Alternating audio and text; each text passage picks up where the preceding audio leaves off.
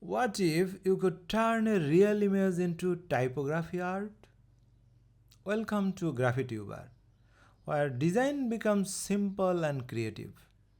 Today I will show you how I used a reference image to create a clean lemon calligram. This is not freehand guesswork. This is guided design. With a reference image, your calligram becomes more accurate and realistic. Let's see how this one is done. Here I placed the lemon reference image in the background to guide the shape. And then I used only the word lemon to build the entire fruit. First I align my workspace with the reference image. This helps me understand the proportions. Now I begin with the letter L, placing it along the outer curve of the lemon. Next I add E, slightly bending it to follow the natural shape. Then comes O. After that I place N, keeping the spacing balanced and smooth. And finally M, closing the structure and completing the word lemon.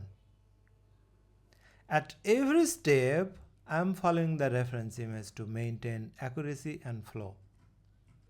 Once the calligram is complete, I turn to the leaves. Here, I don't use text. I simply draw them normally, again using the reference image for guidance. This creates a nice contrast. Text for the fruit, illustration for the leaves. Using a reference image makes a huge difference. It helps with proportion, shape accuracy, overall composition. So, if you are a beginner, always start with a reference.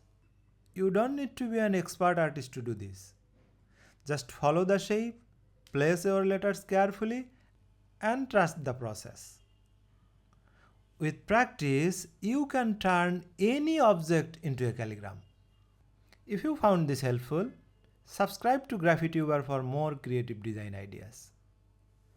And comment below, what should I turn into a calligram next? Keep creating, keep designing. See you in the next video.